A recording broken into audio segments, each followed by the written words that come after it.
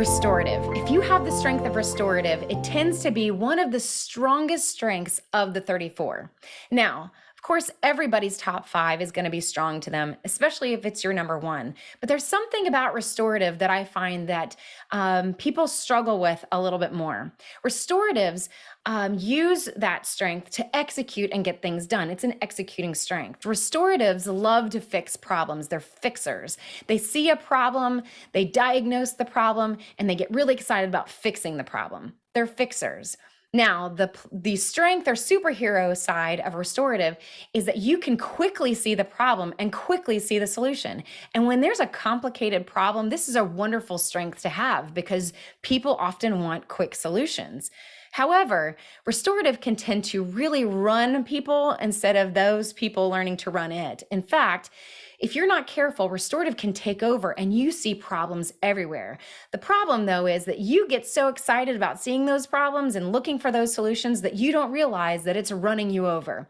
For example, if you're motivated to do the dishes because they're a problem to solve and it's driving you crazy until you solve that problem of getting the dishes done, that's really productive, right? But if you're looking at your marriage and you're saying, we could always be better, like we just arrived here, we just read this book together, now we can do this next thing, right? You're motivating yourself in your relationship by seeing areas of weakness or problems that you can fix. After a while, other people are going to start to feel like all you're looking for is problems and really struggle with contentedness and wonder if you ever will stop looking for how things could be better. So learning how to turn down restorative and leverage those other strengths and give them a chance to work is going to be really important. The last thing I'll say about restoratives is they tend to be really good blamers. In fact, if they can't diagnose the problem, if the person is the problem, right? It's really easy to point to that person, especially if it's our spouse, and say, you're the problem, so either fix it or I need to fix you, right?